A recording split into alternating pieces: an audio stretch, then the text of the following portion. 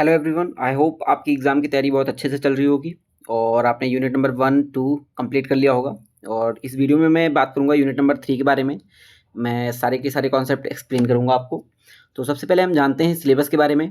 Syllabus देखिए क्या है, यहाँ पे हमें बता रखा है इनपुट टैक्स क्रेडिट क्या होता है, और ब्लॉक क्रेडिट के बारे में, कैपिटल गुड के बारे में, टैक्स क्रेडिट का ट्रीटमेंट कैसा होगा, और स्पेशल सर्कमस्टांसेस में जो अवेलेबिलिटी होती है टैक्स की उसका क्या ट्रीटमेंट होगा, और रिवर्स चार्ज मैकेनिज्म क्या होगा। तो इसी के साथ हम सबसे पहले जानेंगे इनपुट टैक्स क्रेडिट। लेकिन उससे पहले मैं आपको बताता हूँ कि अगर आपको ये नोट्स चाहिए तो आपको मेरा टेलीग्राम चैनल ज्वाइन करना पड़ेगा, जिसके लिए मैं जो लिंक कमेंट बॉक्स में एंड डिस्क्रिप्शन बॉक्स में मैं दे दूंगा, तो आप वहाँ से ज्वाइन कर सकते हैं। और साथ ही में नेक्स्ट वीडियो मैं थोड़ी देर में अपलोड कर दूंगा, तो इसी के साथ चैनल को सब्सक्राइब कर लीजिएगा। तो चलिए स्टार्ट करते हैं। सबसे पहले हमारे पास आता है इनपुट टैक्स क्रेडिट। तो देखिए इनपुट टैक्स क्रेडिट का मतलब क्या होता है। इनपुट टैक्स का क्रेडिट का मतलब ये होता है, जब एक बिजनेस होता है, मान लीजिए मेरा एक बिजनेस है, मैं कोई भी प्रोडक्ट बनाने से पहले मुझे कोई चीज़ खरीदनी पड़ेगी। जैसे मैं जा रहा हूँ, मैंने कुछ रॉ मटेरियल खरीदे किसी भी कंपनी से जाके, तो मैं जब उससे रॉ मटेरियल खरीदूंगा तो मैं उसे कुछ ना कुछ टैक्स भी दूंगा साथ में। जैसे 100 रुपये का अगर हमारा प्रोडक्ट पड़ा है, 10% के हिसाब से अगर टैक्स चल रहा है, जीएसटी उस पर चार्ज हुआ है, तो 110 रुपये मुझे पे करना पड़ेगा। जिसका मतलब मुझे टोटल 110 रुपीज़ वहाँ पे करने पड़ेंगे। तो यहाँ क्या हुआ, यहाँ पे मैंने एक बिजनेसमैन को, जहाँ से मैंने जिस बिजनेस से मैंने अपना प्रोडक्ट जो रॉ मटेरियल है वो मैंने खरीदा, तो मैंने 10 रुपये का टैक्स दिया। देन मैं उसी सेम टू सेम प्रोडक्ट को अपने घर पे लेके आता हूँ, अपने ऑफिस में लेके आता हूँ, अपनी कंपनी में लेके आता हूँ, उसे मैं चेंज करता हूँ और देन मैं उसे फिनिश्ड गुड में कन्वर्ट कर देता हूँ। और उसके बाद क्या करता हूँ, मैं उसे उसका अगेन सेल कर देता हूँ। तो कस्टमर जो आता है उसको मैं 15% के हिसाब से सेल करता हूँ। ठीक है, तो यानी कि मुझे भी कुछ ना कुछ जीएसटी यहाँ पे रिसीव हुआ है। तो ये सारी प्रोसेस को जो हम कहते हैं, ये सारा प्रोसेस हमारा इनपुट टैक्स क्रेडिट के अंदर आता है। अब देखिए इनपुट टैक्स क्रेडिट का जो सिंपल सा मतलब है वो ये होता है, बेनिफिट ऑफ इनपुट टैक्स। यानी कि जो बायर है, जो बिजनेस वाला, जो बिजनेसमैन है, उसने जो टैक्स दिया खरीदते वक्त, उसी का बेनिफिट जब वो उठाता है तो उसे इनपुट टैक्स क्रेडिट का नाम दिया जाता है। अब यहाँ पे देखिए एक और सिनेरियो है, हमारे पास मैन्युफैक्चरर होता है, होलसेलर होता है, रिटेलर होता है, देन बायर होते हैं। अब देखिए बायर क्या करता है, रिटेलर से खरीदता है, जीएसटी पे करता है। रिटेलर क्या करता है, होलसेलर से खरीदता है एंड जीएसटी पे करता है। होलसेलर क्या है, मैन्युफैक्चरर से खरीदता है और उसको भी जीएसटी पे करता है। अगर हम बात करें इनपुट टैक्स क्रेडिट का जो बेनिफिट है, यानी कि ये कॉन्सेप्ट क्यों लेके आया गया, ये इसलिए लेके आया गया जिससे कि हम टैक्स ऑन टैक्स, यानी कि जो टैक्स दिया जा चुका है उसके ऊपर जो बिजनेसमैन है उन्हें टैक्स ना देना पड़े, तो अवॉइड करने के लिए टैक्स ऑन टैक्स। अगर हम बात करें कि ये जो पार्ट होता है वो क्या होगा, देखिए जैसे अगर मैंने अभी मेरे पास एक एग्जांपल है, अगर आप कोई गुड्स खरीदते हैं जिसपे आप 1000 रुपीज़ का आप जीएसटी पे करते हैं, देन अगेन आप उस गुड्स को सेल करते हैं तो आप 1500 का जीएसटी कस्टमर से लेते हैं। यानी कि आपने पहले तो 1000 जीएसटी दे दिया गवर्नमेंट को जिससे आप खरीदने गए, तो वो आपका 1000 तो जीएसटी चला गया। अगर आपके पास बेचने पे अगेन आपको 1500 जीएसटी रिसीव होता है, तो आपको टोटल 1500 रुपये देने की जरूरत नहीं है, आपको केवल 500 रुपीज़ का जीएसटी देने की कस्टमर को, सॉरी गवर्नमेंट को जरूरत है। क्यों? क्योंकि आपने ऑलरेडी 1000 तो दे दिया है, वो आपके भ्याप पे जो आपने जिससे परचेज किया वो पे कर देगा, लेकिन जो आपने 500 एक्स्ट्रा जीएसटी रिसीव किया है उसे आपको अगेन गवर्नमेंट को देना पड़ेगा। और जो बचा हुआ 1000 का पार्ट है वो हमारा आईटीसी कहलाता है, यानी कि वही आपका बेनिफिट होता है जिसको हम कहते हैं इनपुट टैक्स क्रेडिट। अब business can reduce their tax liability by claiming credit to the टर्नल of GST paid on purchases. देखिए बिजनेस क्या करते हैं, बिजनेस जब कोई परचेजेस करते हैं तो उसके ऊपर वो जीएसटी पे करते हैं, तो जो इनपुट टैक्स क्रेडिट होता है इसका मेन मोटो यही है कि बिजनेस उससे क्या है, अपनी टैक्स लायबिलिटी को क्लेम कर सकते हैं, टैक्स लायबिलिटी को रिड्यूस कर सकते हैं। अभी मैंने आपको बताया 1000 का एग्जांपल दिया था, 1500 का दिया। जैसे 1000 रुपीज़ बिजनेस ने पहले ही ऑलरेडी पे कर दिया है, इस हिसाब से 1500 से रिसीव हुआ कस्टमर से, तो उसे अगर सोचो वो पूरा का पूरा 1500 दे देगा, यानी कि उसकी जेब से तो कितना चला गया, उसकी जेब से तो 2500 चला गया भाई, क्योंकि उसकी जेब से कितना चला गया, 2500 रुपये चला गया। लेकिन ये गवर्नमेंट नहीं चाहती, इसलिए केवल इसे 500 रुपये देना है जो कि कस्टमर से रिसीव हुए हैं, और 1000 रुपये जो भी कस्टमर से अलग से रिसीव हुआ है उसे वो वहाँ पे एडजस्ट कर दिया जाएगा। इसके हिसाब से यहाँ पे इनका 1000 रुपये का इनपुट टैक्स क्रेडिट हुआ है।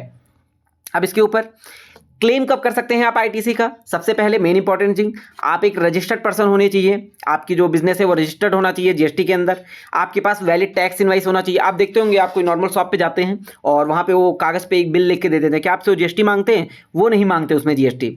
देखिए, और गुड्स और सर्विसेज रिसीव होनी चाहिए। ऐसी बात नहीं कि आपने कोई गुड्स और सर्विसेज रिसीव नहीं किया फिर भी आप इनपुट टैक्स क्रेडिट क्लेम कर रहे हैं। जो सप्लायर होता है उसे टैक्स गवर्नमेंट को पे करना चाहिए। द इनवाइस अपीयर्स इन, ये थोड़ा कॉम्प्लिकेटेड टर्म है, जैसे मतलब आप इसे याद कर सकते हैं कि इसमें मेंशन होना चाहिए।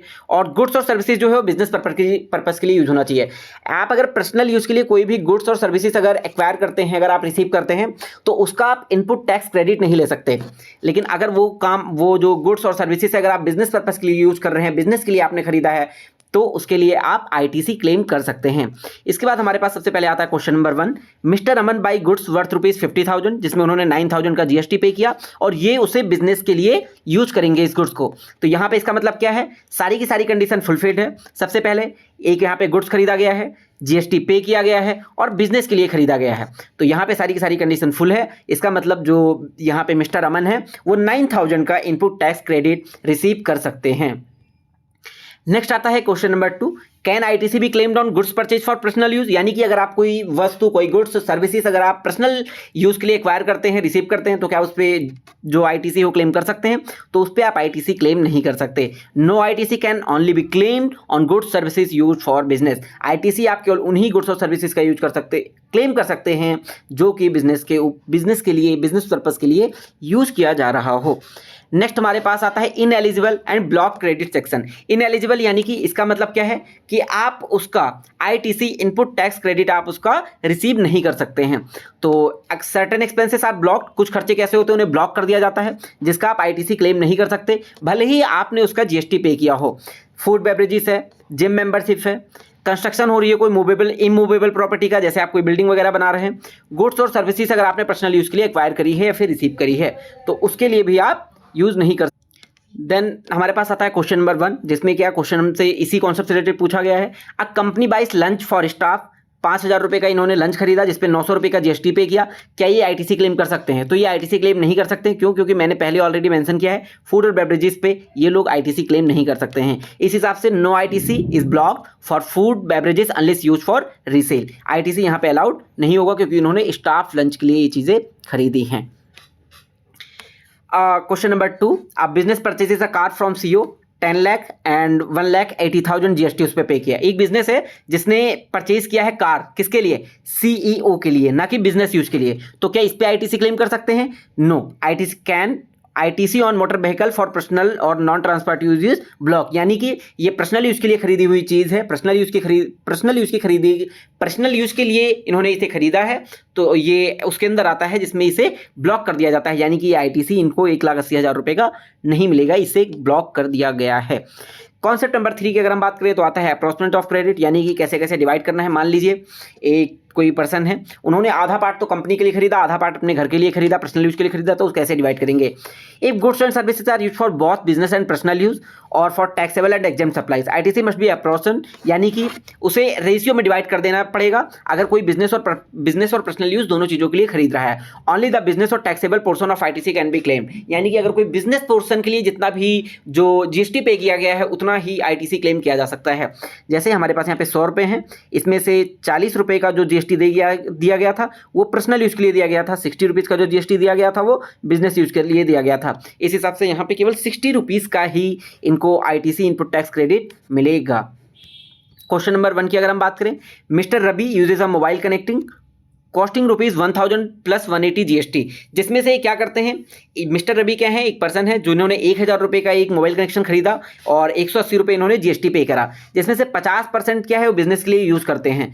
इसका मतलब 50% पर्सनल यूज़ के लिए हो गया। तो जो जीएसटी 180 का है इसको भी हमें बराबर डिवाइड करना पड़ेगा 90 के उसमें, जिससे कि क्या होगा, जो 90 रुपीज़ है उसी का ये इनपुट टैक्स क्रेडिट क्लेम कर सकते हैं। नेक्स्ट हमारे पास आएगा question number 2, a company uses raw material worth ₹2 lakh plus 36,000 GST for making bought taxable and exempt good. अब देखिए एग्जेम्प्ट गुड के ऊपर भी आप आईटीसी क्लेम नहीं कर सकते हैं। तो इसका मतलब ये है कि यहाँ पे जो वर्थ 2 लाख रुपए का जो रॉ मटेरियल खरीदा गया जिसमें 36,000 रुपये का जीएसटी पे किया गया है, यानी कि 18,000 और 18,000 इसमें है क्योंकि ये 50% हो जाएगा, ये हमारा 50% हो जाएगा। तो इसके लिए जितना भी जो रॉ मटेरियल हमारा खरीदा गया है जो टैक्सेबल है, और एग्जेम्प्ट गुड को हटा के जो टैक्सेबल वाला पार्ट बचा है 18% के हिसाब से, उसे हमें 18,000 रुपीज़ जो बचा हुआ है उसी का जो पर्सन है वो इनपुट टैक्स क्रेडिट क्लेम कर सकता है, ना कि वो वाला पार्ट जो कि एग्जेम्प्ट गुड के अंदर आता है। एक बार मैं क्वेश्चन अगेन समझा देता हूँ। जो हमारा क्वेश्चन नंबर 2 है, इसमें क्या बताया गया है कि एक कंपनी है जो रॉ मटेरियल खरीदती है 2 लाख रुपए का, ठीक है, और 36,000 रुपये का वो जीएसटी पे करती है। इस हिसाब से यहाँ पे जो इनपुट टैक्स क्रेडिट जो कहाँ कितना यूज़ कर सकते हैं ये यहाँ पे 36 की अगर हम बात करें तो 50-50 यहाँ पे डिवाइड किया गया, यानी कि ये जो 50% वाला पार्ट है, यहाँ पे 50% वाला जो पार्ट है, इसमें से एक एग्जेम्प्ट वाला पार्ट है, तो जो 50% का बचा हुआ पार्ट है जो कि टैक्सेबल है उसी का हम इनपुट टैक्स क्रेडिट क्लेम कर सकते हैं। नेक्स्ट आता है ITC on capital goods. Capital goods के ऊपर इनपुट टैक्स क्रेडिट कैसे क्लेम किया जा सकता है, इसके ऊपर यहाँ पे कुछ चीज़ें दी गई हैं। Capital goods are goods used in the business for a long term. Capital goods कौन से गुड्स होते हैं? वो गुड्स होते हैं जो कि बिजनेस के अंदर लॉन्ग टर्म के लिए यूज़ किए जाते हैं, यानी more than 1 year. ITC on capital goods is allowed. ITC जो यानी कि इनपुट टैक्स क्रेडिट है वो कैपिटल गुड्स के लिए अलाउ किया जाता है तभी के लिए अगर वो बिजनेस पर्पस के लिए यूज़ किया जा रहा है, ना कि कंस्ट्रक्शन और पर्सनल पर्पस के लिए यूज़ किया जा रहा है। क्वेश्चन नंबर 1 की अगर हम बात करें, अब machine is purchase for ₹5 lakh, जिसमें 90,000 रुपये जीएसटी पे किया गया बिजनेस पर्पस के लिए, तो क्या वो एलिजिबल रहेंगे? Yes, since it is for business then 90,000 can be claimed as input tax credit. Question number 2 की अगर हम बात करें, एक printer is bought for home, यानी कि एक प्रिंटर है जिसे घर के लिए खरीदा गया है और उसमें 10,000 रुपीज़ का प्रिंटर है, 1,800 रुपये का जीएसटी पे किया गया है, तो क्या आईटीसी क्लेम किया जा सकता है? Solution, no it's not, it's for personal use, यानी कि ये पर्सनल यूज़ के लिए खरीदा गया है, तो इसके लिए 1,800 रुपये का ये आईटीसी क्लेम नहीं कर सकते हैं। नेक्स्ट कॉन्सेप्ट नंबर 5 है स्पेशल सिचुएशंस है, जिसमें आईटीसी के बारे में डिटेल दी गई है, यानी कि आईटीसी कुछ ऐसी स्पेशल सिचुएशंस है उनके टाइम पे भी हम क्लेम कर सकते हैं। देखिए, अगर कोई पर्सन है वो रजिस्ट्रेशन करवा लेता है विद इन 30 डेज, तो उसका भी आईटीसी अलाउड हो जाएगा स्टॉक के ऊपर। वॉलंटरी रजिस्ट्रेशन अगर होता है तो उसके लिए भी आईटीसी अलाउड हो जाएगा स्टॉक के ऊपर। चेंजेस फ्रॉम कॉम्पोजिशन, कोई कॉम्पोजिशन स्कीम में था उसे रेगुलर में उसमें चेंज करवा लिया तो आईटीसी अलाउड हो जाएगा स्टॉक के ऊपर और कैपिटल गुड्स के ऊपर। अगर हम बात करें क्वेश्चन नंबर 1 की, मिस्टर बिने register in the GST voluntary उन्होंने रजिस्टर किया, यानी कि वो क्लेम कर सकते हैं। यहाँ पे सॉल्यूशन में भी यही दे रखा है, वॉलंटरी रजिस्ट्रेशन है यानी कि उन्हें 10,000 रुपीज़ का इनपुट टैक्स क्रेडिट मिल जाएगा। क्वेश्चन नंबर 2 की अगर हम बात करें, a trader switches from composition to regular, हमने भी ऊपर डिस्कस किया था, अगर कोई पर्सन है कॉम्पोजिशन टू रेगुलर जाता है तो इस हिसाब से उसको भी इनपुट टैक्स क्रेडिट मिल जाता है, तो 18,000 रुपीज़ का इनको इनपुट टैक्स क्रेडिट मिल जाएगा। नेक्स्ट हमारे पास आता है आरसीएम। आरसीएम का मतलब क्या होता है? Reverse charge mechanism. Charge mechanism का मतलब क्या होता है? देखिए, चार्ज मैकेनिज्म का मतलब ये होता है कि आपको डिफाइन करना होता है कि टैक्स लायबिलिटी किसकी होगी। देखिए, नॉर्मल केसेस में क्या होता है? नॉर्मल केसेस में हमारे पास बायर होते हैं, सेलर होते हैं, जो हम लोग जाते हैं सेलर के पास, प्रोडक्ट खरीदते हैं, हम जीएसटी पे करते हैं, तो सेलर जो है हमारे बिहाफ पे जाके टैक्स या फिर जीएसटी जो है वो पे कर देता है। अगर हम बात करें आरसीएम की, आरसीएम क्या होता है? लायबिलिटी टू पे टैक्स इज रिसिपिएंट, यानी कि परचेजर जिसने प्रोडक्ट खरीदा है। आरसीएम के अंदर क्या होता है कि सब चीज़ उल्टा हो जाता है, यानी जहां पहले सेलर वो जीएसटी पे कर रहा था वहां पे अब बायर जो है जीएसटी पे करेगा। अब यहाँ पे टू सिनेरियो हमारे पास क्रिएट किए गए हैं। पहला क्या है? डिपेंड करता है नेचर ऑफ सप्लाई और सप्लायर कौन है। सेकंड क्या है? टैक्सेबल पर्सन जो है, यानी कि taxable supply by an unregistered person to the registered person. कोई एक अनरजिस्टर्ड पर्सन है जो सप्लाई कर रहा है, जो कि टैक्सेबल सप्लाई है, जो कि रजिस्टर्ड पर्सन को सप्लाई किया जा रहा है, तो उस केसेस में भी आरसीएम ही अप्लाई होगा। अगर हम बात करें फर्स्ट सिनेरियो की, जिसका मतलब है नोटिफाइड गुड हैं और कुछ सर्विसेज हैं, by notification for GST council, जो जीएसटी काउंसिल है उसने नोटिफाई कर रखा है, वो सारे गुड्स और सर्विसेज के ऊपर आरसीएम अप्लाई होता है। और कुछ हम लिस्ट ऑफ गुड्स के बारे में यहाँ पे जानेंगे, जैसे कि कोई कैश्यू नट्स है, यानी कि जो काजू होते हैं उनके बारे में। बीड़ी लीव्स है, यानी कि जो बीड़ी के जिसमें बीड़ी जो रोल किया जाता है उस वाले पार्ट के लिए भी जो है आरसीएम अप्लाई होता है। नेक्स्ट अगर हम बात करें टोबैको लीव्स, यानी कि जो तम्बाकू होता है उसके लिए भी जो चीज़ें, जो पत्ती जो होती है जिसको तोड़ा जाता है जिससे तम्बाकू बनाया जाता है, उसके बेस पे भी क्या होगा? आरसीएम ही अप्लाई होगा। नेक्स्ट अगर हम बात करें सिल्क, यानी कि जो सिल्क वाला जो चीज़ें होती हैं सिल्क से रिलेटेड, उन सारी चीज़ों पर भी आरसीएम अप्लाई होगा। उसके बाद हमारे पास आता है नेक्स्ट हमारे पास आता है सेकंड सिनेरियो, यानी कि ऐसा सप्लाई जो अनरजिस्टर्ड पर्सन के थ्रू रजिस्टर्ड पर्सन को किया गया हो। यानी कि एक देखो, आप सभी को पता है, मैंने अभी ऊपर भी डिस्कस किया, अगर आप जीएसटी का क्लेम करना चाहते हैं और जीएसटी आप किसी कस्टमर से वसूलना चाहते हैं तो उसके लिए आपको जीएसटी रजिस्ट्रेशन करवाना जरूरी है। लेकिन भाई कई सारे लोग ऐसे होते हैं जो कि जीएसटी रजिस्टर करवा के नहीं रखते, क्योंकि वो अनरजिस्टर्ड होते हैं। वो मतलब उनका छोटे स्केल पे बिजनेस होता है तो जीएसटी रजिस्ट्रेशन करवाने की जरूरत नहीं पड़ती है। तो इस हिसाब से क्या होगा, जब कोई रजिस्टर्ड पर्सन है वो जब अनरजिस्टर्ड पर्सन से कोई चीज खरीद रहा है तो इस हिसाब से उस पे रजिस्टर्ड जो पर्सन है उसको ही जीएसटी पे करना पड़ेगा। यहां पे रजिस्टर्ड पर्सन कौन होगा, वो बायर होगा। अगर हम डिटेल में समझना चाहें, अनरजिस्टर्ड पर्सन जो पर्सन होगा, जो अनरजिस्टर्ड पर्सन होगा, वो सेल कर रहा है, प्रोवाइड कर रहा है गुड्स और सर्विसेज को, जो कि एक रजिस्टर्ड पर्सन है। Supply must be taxable. जो भी अनरजिस्टर्ड पर्सन अगर कोई भी चीज सप्लाई कर रहा है रजिस्टर्ड पर्सन को, तो जो सप्लाई है वो टैक्सेबल होनी चाहिए। Government has given an exemption of ₹5,000।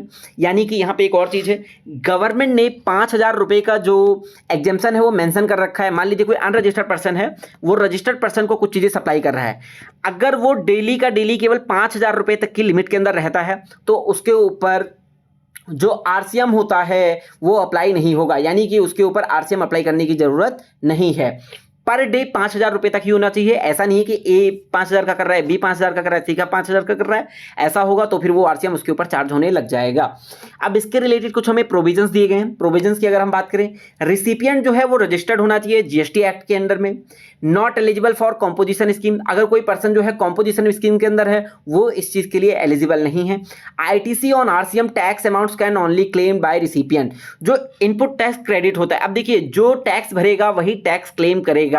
इस हिसाब से जो इनपुट टैक्स क्रेडिट है वो जो रिसिपिएंट है जिसने पे किया है सेलर के बिहाफ पे, वही जाके इनपुट टैक्स क्रेडिट क्लेम करेगा। नेक्स्ट प्रोविजन हमारे पास आता है, supplier must mention on the invoice. यानी कि जो सप्लायर है उसे अपने इनवॉइस पे मेंशन करना इंपॉर्टेंट है कि ये जो गुड्स और सर्विसेज की ट्रांजैक्शन हुई है ये अंडर आरसीएम हुई है, यानी रिवर्स चार्ज मैकेनिज्म के थ्रू। यहीं पे जो हमारा रिसिपिएंट है उसको भी ये चीज मेंशन करना इंपॉर्टेंट हो जाता है कि ये जो गुड्स और सर्विसेज की ट्रांजैक्शन हुई है, जो मैं टैक्स फिल कर रहा हूं, ये मैं अंडर आरसीएम फिल करने जा रहा हूं। आरसीएम के तहत मैं ये जीएसटी पे कर रहा हूं। नेक्स्ट अगर हम बात करें क्वेश्चन नंबर 1 के पास, हमारे पास आते हैं question number 1। A company receives a legal services worth ₹40,000, GST के ऊपर 18% है, तो हमें इस पे आरसीएम और आईटीसी क्लेम करना है, कैलकुलेट करना है। तो हमारे पास जीएसटी क्या है, 40,000 रुपये पे अगर हम 18% कैलकुलेट करेंगे तो 7200 आ जाएगा। जीएसटी पेबल कितना है, 7200, और आईटीसी क्या होगा, 7200 ही होगा। क्वेश्चन नंबर 2 की अगर हम बात करें, आप business purchase goods worth ₹30,000 from N unregistered dealer. एक बिजनेस है जो कि गुड्स जो है 30,000 रुपये का एक अनरजिस्टर्ड डीलर से खरीदता है। अब देखिए यहाँ पे मेंशन किया गया है क्या, अंडर नोटिफाइड रिवर्स चार्ज, यानी कि गवर्नमेंट ने नोटिफाई कर रखा है कि रिवर्स चार्ज मैकेनिज्म के थ्रू ही इसका डीलिंग होगा। तो इस हिसाब से जीएसटी 18% है, तो कौन पे करेगा टैक्स को, the buyer pays GST under RCM. यानी कि जो बायर है वो जीएसटी पे करेगा अंडर आरसीएम। जीएसटी कितना, 30,000 रुपीज का 18% 5400 रुपये आएगा, 5,400। तो जीएसटी जो है वो 5400 रुपये का है, और आईटीसी जो है वो 5400 रुपये का अवेलेबल होगा। और यहाँ पे जानने के लिए ये इंपॉर्टेंट है कि जो इनपुट टैक्स क्रेडिट है वो केवल और केवल वही पर्सन अब इनपुट टैक्स क्रेडिट के लिए एलिजिबल होगा जिसने वो टैक्स पे किया होगा। तो यहाँ पे टैक्स कौन पे कर रहा है, जो हमारा बायर है, जो हमारा रजिस्टर्ड डीलर है, वो जाके टैक्स पे करके आ रहा है। तो इस हिसाब से रजिस्टर्ड डीलर जो होगा वही जाके इनपुट टैक्स क्रेडिट का बेनिफिट ले सकता है। तो इसी के साथ मैंने कुछ थ्योरी बेस्ड क्वेश्चन ऐड करे हैं इसमें। Define input tax credit, explain block credit under section 17 और subsection 5 with examples, what is reverse charge mechanism. Practical based question भी हैं, ये इसे आप सॉल्व कर लीजिएगा तो इस हिसाब से आपको समझ में आ जाएगा। मैं आपको वीडियो में दिखा रहा हूँ, आप इसका स्क्रीनशॉट भी ले सकते हैं, तो ले लीजिए। और मैं इसका पीडीएफ जो अपने टेलीग्राम चैनल पे अपलोड कर दूंगा, तो आप वहाँ से भी जाके ये जो नोट्स है उसे आप डाउनलोड करके आप प्रैक्टिस कर सकते हैं क्वेश्चंस और इसके सॉल्यूशंस की। तो इसी के साथ हमारा यूनिट नंबर 3 जो है वो क्लियरली कंप्लीट हो गया है। थोड़ी देर में मैं यूनिट नंबर 4 अपलोड कर दूंगा। Thank you so much.